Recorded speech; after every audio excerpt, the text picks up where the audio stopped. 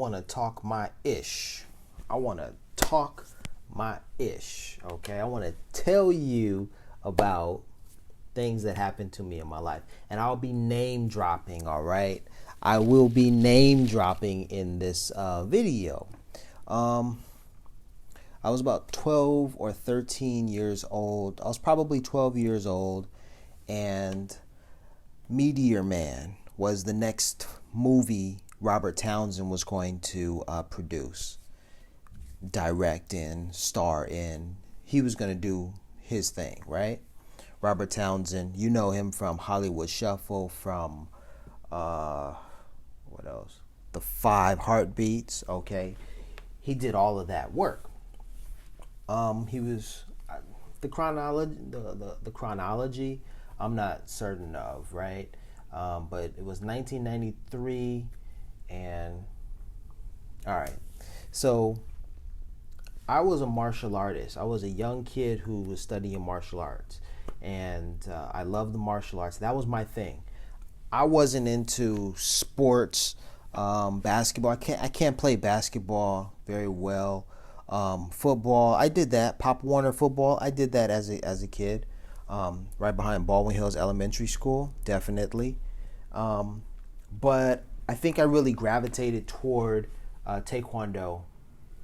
I think I was just like, I was pretty good at it, but then I could excel at it if I, focused on it. And I focused, and, the rest is history. So, yeah, I remember I started when I was in, we were at a private school, and it was what was it? It was a after school program, and there were a bunch of us, little black boys in the class. And I remember one of my classmates, talked to me 10, 15, 20 years later, and maybe not 20 years, but a good number of years later, and he told me, he said, man, if I had stayed in the martial arts like you, I'd be a black belt too. And that's true. Something about it though, I just latched on to it. It was something that I did well, and I just continued to work at it. And so that was my reward. I was good at it, and I could just, keep going. So I studied the martial arts longer than any of the other classmates, who started with me. So anyhow, I was moving up in rank, attending tournaments and whatnot. But my dad was working for the city of Los Angeles, and he would come in contact with, a lot of movers and shakers, the folks who were doing things in the city. And Robert Townsend just happened to be one of them. And somehow Robert Townsend said to my dad, I need a young, or as I've been told, or as I understand the story, because I wasn't there when the first conversation happened. My dad could have asked Robert and said, hey, can you put my son in the movie? And he might have said, yeah, well, let me figure out a way to put him in there. The way I understand the story is, my dad was working with Robert Townsend, and Robert Townsend mentioned to my dad that he was looking for a young kid who knew martial arts to be in his movie. And my dad was like, hey, my son knows martial arts. How about if he auditioned for you? Now, this whole auditioning thing was new to me because I wasn't an actor. I was just a kid who enjoyed martial arts, 12 years old.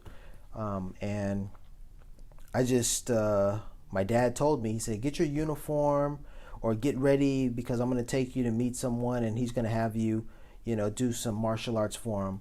And maybe something good will come out of this. And I went to meet Robert Townsend. My dad was there. And so Robert Townsend said, hey, can you do this? Do a kick. Show me what you got, kid. Can you do a kick? All right. Can you take direction? All right. Do another kick, and then look at me, like make these faces, like you're competing, you're fighting me or whatever, blah, blah, blah, blah, blah. And I did it, and he was like, yeah, I can work with your son. You know what it really was?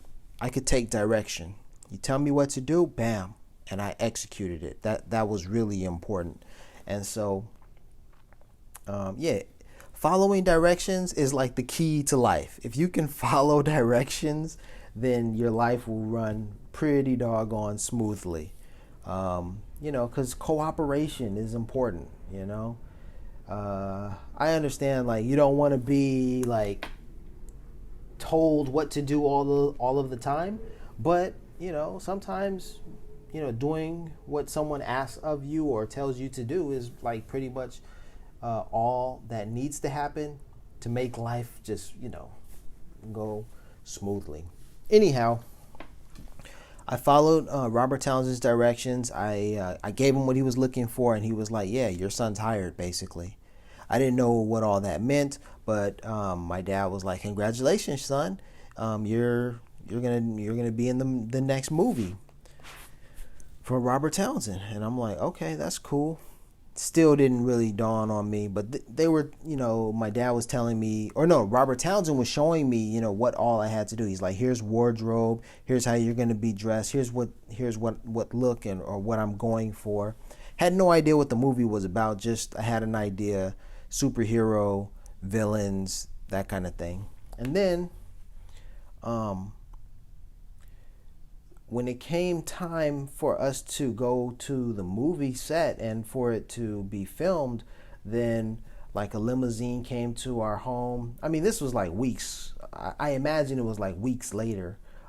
They sent us a call sheet, so I had an idea what to expect when I got to Baltimore. That's where we were filming. But before we got to Baltimore, the limousine came to our house, picked my dad and I up. We had the limo.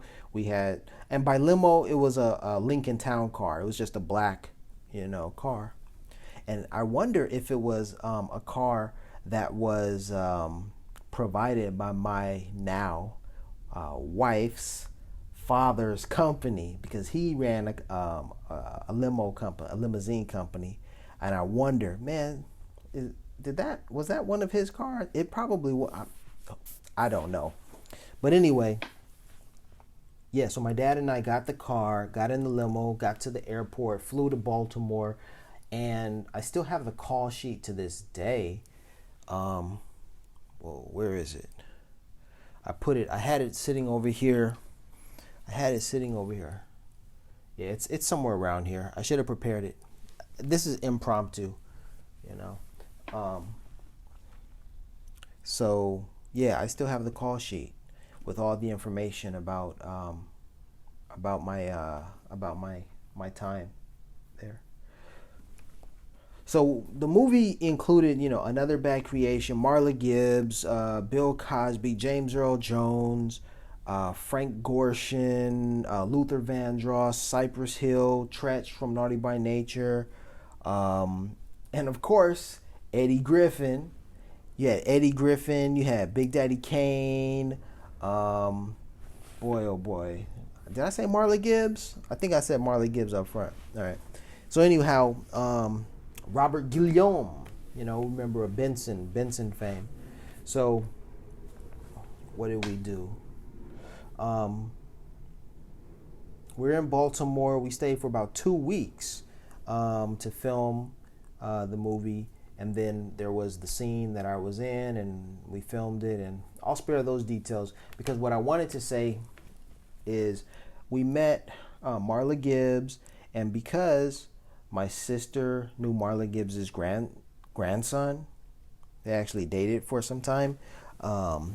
Then because we all went to the same schools, right? So Marla Gibbs, I guess my dad told Marla Gibbs, "Hey, we know your we know your family, basically. My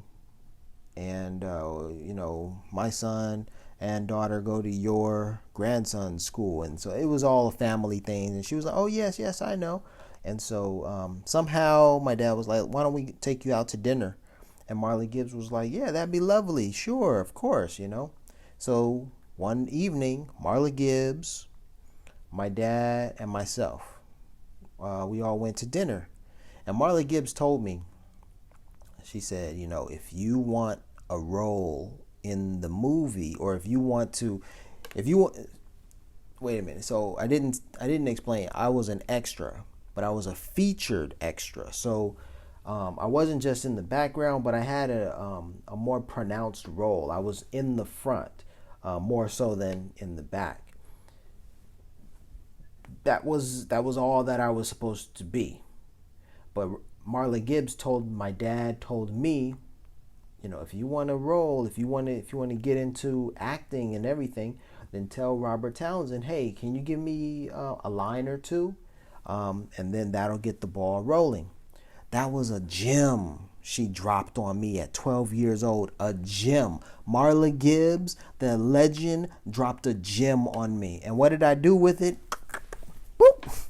I fumbled it. But I was 12 years old, and I didn't know, what that meant. And I didn't think that, asking for what I needed or what I wanted, could change my life. I didn't realize that. And it was more so incumbent upon me to do that than my dad. My dad could have been like so many of those Hollywood families, like, hey, take care of my son, fix him, hey, and all of this. But my dad wasn't like that. And it was more so, my dad was more so like, son, if this is what you want, then you go out there and you make it happen. Heck, I had already brought us, to Baltimore because it was based upon my skills, Months ago, I asked my dad, I said, Dad, did we stay in Baltimore to film Meteor Man for like 2 weeks? He said, I don't know, son. I said, Dad, I looked at the call sheet. It said we were there for 2 weeks. He's like, well, if that's what it says, that's what it says.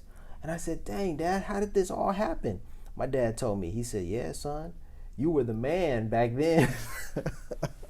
I said, whoa, I had no idea. My dad was with me, rolling with me, So these are just good memories, good times. And but Marla Gibbs dropped that gem on me, and then nothing happened because I didn't ask. I didn't ask for what I needed or what I, wanted. Anyhow, my dad and his connections led to me getting a talent manager for my acting career. I had a manager, and he hooked me up. My manager hooked me up with a talent agent, and the talent agent gave me a 1-year contract. So there I am, 12 years old. So I had the contract until I was 13. So I had a manager and an agent, deal when I was like 12 or 13, going on 13 years old. And I would go out for auditions to, to find work and stuff like that.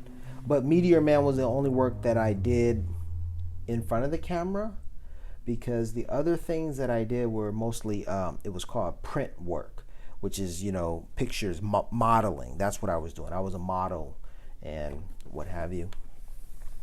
The one audition that I did, go up for was that TV show with Sinbad. And Ray J was the son. Yeah. See, Ray J and I competed for that same role, and he won it, obviously. But let me tell you a little bit about Ray J.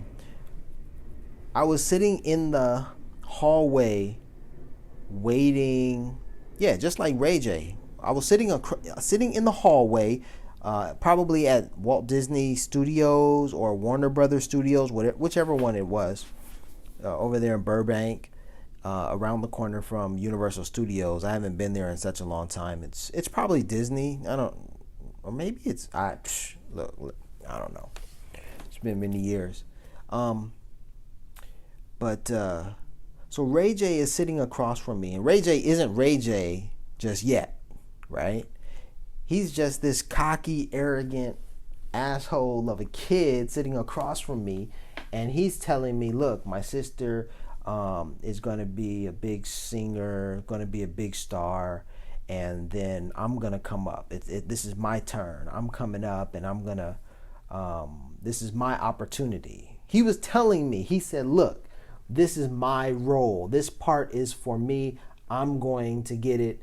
You're not going to get it. This is what Ray J is telling me. And I'm sitting across from him saying to myself, hey man, this is a free country, and it just boils down to talent, and it boils down to drive.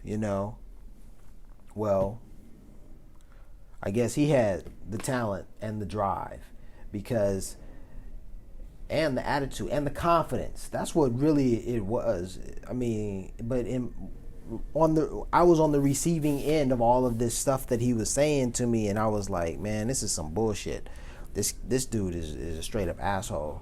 But he was claiming it for himself. He was like, look, this is what it is. I'm telling you what it is. I'm going in here. This is my role. You're not, this isn't for you right here. And I was just like, really, dude? That's hard. That's hard to, at 12, 13 years old, hearing this from this kid. I think Ray J is younger than me too. So I was just like, man, whatever, dude. Yeah, but he got the role. And that's what happened. But I sat across from Ray J, and he told me what it was going to be. And I was just like, man, you're a loudmouth, asshole for all of this shit. But, whatever. So, so that's what happened. So that's my story about Ray J and Marla Gibbs. I think that's it. Wait, I guess it was a pilot. I think it was something, there was some project that we were doing for HBO. And I remember, my character was a gangster. There were these two little bad boys. Actually, I remember the name of the show, the name of the movie. It was called Caleb, An American Story. And it was about a young kid, or a young man, 17, 18 years old, who was trying to make it out of the hood. And I was one of the little hoodlum boys who was basically holding him back, or at least, trying to lure him to do, bad stuff. And I was a gang member. Well, the wardrobe lady on this particular production was an out-of-towner. I think she was from out of town, because she was supposed to create a gangster look for the boys. And she hadn't done her research. She didn't know what a gangster looked like. Literally, she gave me like some tie-dye hippie t-shirts to wear, right here, for to be a gang member. Now, at that time, it was around 93, right? And Snoop, 91, 92, Snoop was already out. Nothing But a G Thing had already done its thing. And I knew what a gangster looked like. Now, I'm not a gangster, but I knew what a gangster looked like because I had seen Snoop. And I was like, yo, that's what a gangster looks like. But I had also seen Quick. And I was like, I know what a gangster looks like. The khaki suits and all that kind of stuff. I know what a gangster looks like. So this wardrobe lady was like, and she was a black lady, she was like, hey, can you help me? If you could go and get some clothes to help me on this project, that would be great, And I was like, yeah, I could help you. I could do that. So I was like, Dad, we need to go to the Slauson super mall and pick up some clothes. So my dad takes me to the Slauson super mall. I go in there. I know exactly what to get. I'm getting blue, a blue khaki suit. We're talking pants and the shirt, right? I'm getting blue Chuck Taylors. I'm getting the blue bandana. I'm getting the Lokes. I'm getting everything. I know exactly what the uniform is, right? So I get all that stuff, and then we go back to the lady, to the wardrobe, and she's loving it. She's like, oh my gosh, this looks really authentic, and I think this is this is exactly the look they were going for. Thank you so much for helping me. And I'm like, oh, okay, no problem, cool. Just doing my thing, right? So we get on set, and we're ready to, film. and I'm dressed up and I'm loked out, all blue bandanas, Chuck Taylors, you name it. But I didn't do my research. I didn't know which hood I was in. And so I'm wearing all of this, Snoop Doggy Dogg inspired, attire, giving them the baddest little crip that ever, there ever was. And come to find out, we were in a blood neighborhood, and there was one of the OGs who rode by on a bicycle and saw the production, because we were in front of the house trying to film a scene, and I'm just all blued up, bandanas, I'm banging, right? And the OG blood pulls up, and he's like, he throws his bike down, runs up on the set. Who is this? What the hell? No, turn this off. Stop this. No. You can't do this here, blah, blah, blah. And he just went off. And I was scared, shocked. And everybody on set was like, get the kids and put them in the back. So we had to go to the back of the home where we were filming, so that he would no longer be upset with seeing us in all of that blue, gang attire. And that was that was a real event. That was something that happened. Yep.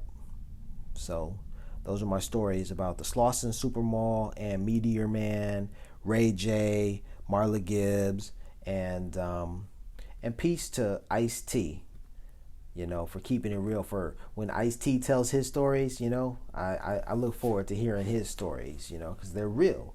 I can say that I remember seeing Ice-T one time pull up to Baldwin Hills Elementary School, my school, and he was in his Porsche, and he was picking up his, his nephew, I believe, and he went to Baldwin as well.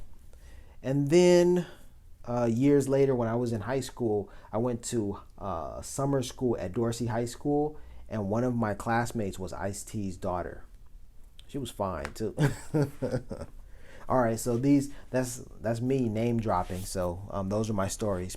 Peace and blessings.